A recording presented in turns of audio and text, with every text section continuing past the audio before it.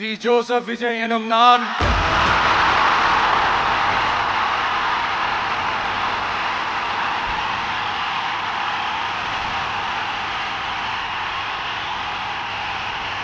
சட்டப்படி அமைக்கப்பெற்ற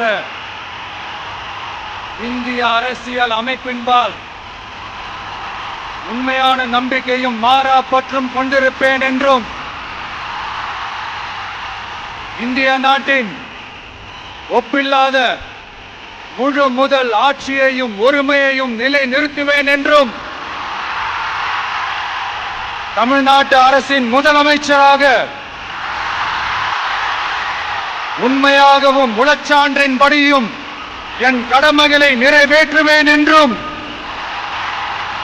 அரசியல் அமைப்பிற்கும் சட்டத்திற்கும் இணங்க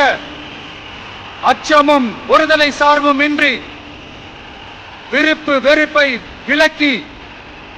பலதரப்பட்ட மக்கள் அனைவருக்கும் நேர்மையானதை செய்வேன் என்றும் ஆண்டவன் மீது ஆணையிட்டு உறுதிமொழிகிறேன்.